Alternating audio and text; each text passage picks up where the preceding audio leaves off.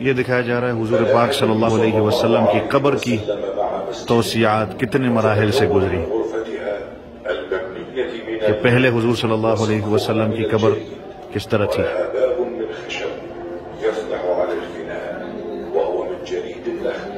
ولا سقف له وله باب من الجهة الغربية يفتح على المسجد النبوي. المرحلة الثانية دوسرا مرحلہ حضور پاک صلی اللہ علیہ وسلم کی قبر مبارک پر پردہ لگانا، جو عائشہ رضی اللہ عنہا کی طرف سے لگایا گیا تھا۔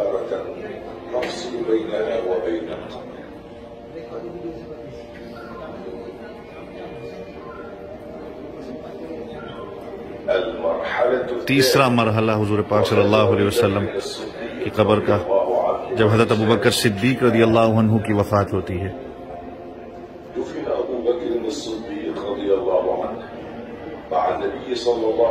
جب ان کو حضور پاک صلی اللہ علیہ وسلم کے پہلو میں دفن کیا گیا تو حضرت عائشہ رضی اللہ عنہا نے پردہ تھوڑا سا آگے کیا۔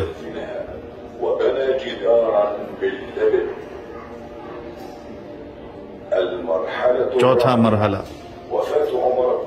عمر رضی اللہ عنہ کی وفات جب ہوتی ہے،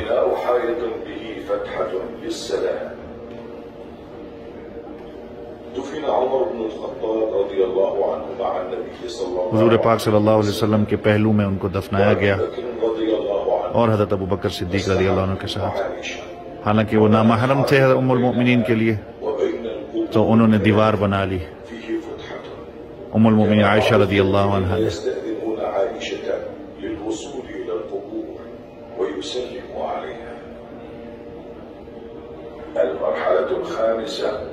پانچواں مرحلہ حضور صلی اللہ علیہ وسلم کی قبر مبارک کا،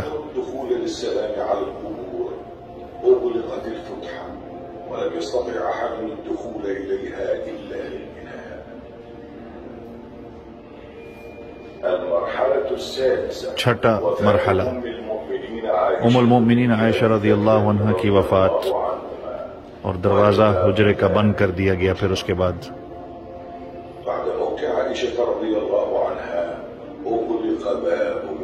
دروازہ بند کر دیا گیا تھا حجرے کا۔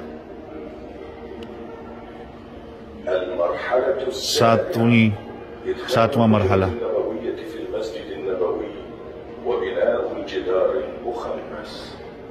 مسجد کے اندر قبر کا آنا۔ مسجد کے حصے میں ولید ابن عبد الملک کا حکم تھا کہ ساری جگہ کو ڈیمولش کیا جائے، آپ صلی اللہ علیہ وسلم کی ازواج مطہرات کے گھروں کو بھی ایڈ کیا جائے اندر۔ انہوں نے ساری اس بریک وال، اس دیوار کو توڑا اور دوبارہ سے تعمیر کی گئی بغیر کسی دروازے اور کھڑکی کے، تاکہ کوئی بھی اندر نہ جا سکے۔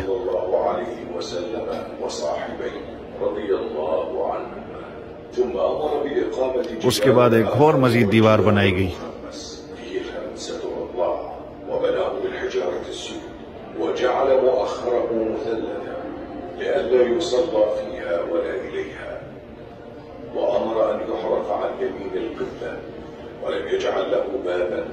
کوئی دروازہ اور کھڑکی اس پہ نہیں بنائی گئی تھی، اور پھر اس کو پردے سے بند کر دیا گیا۔ اور یہ آج جو قبر جو ہے حضور پاک صلی اللہ علیہ وسلم کی جو روضہ مبارک ہے، وہ آج اس طرح ہے، اس کو آپ دیکھ سکتے ہیں۔